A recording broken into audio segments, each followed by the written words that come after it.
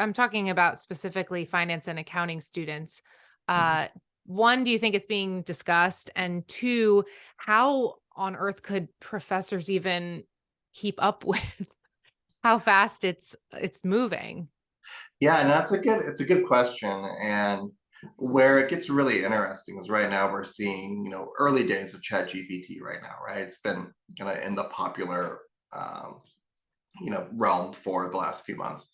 And the initial reaction from several schools were to, block it, right? Block students' access to ChatGPT because it can, generate, an entire paper for you, right? If you want to do a research paper, right, you can have this thing pop out, your 1,200 word essay, and then you don't have to put any real effort into it, right?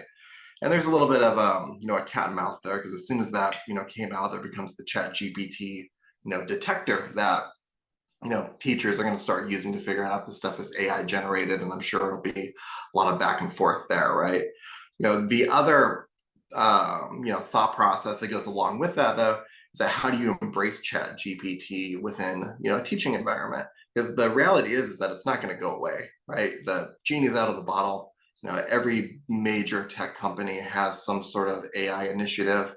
Google has Google Bard, Chat GPT is integrated into Bing.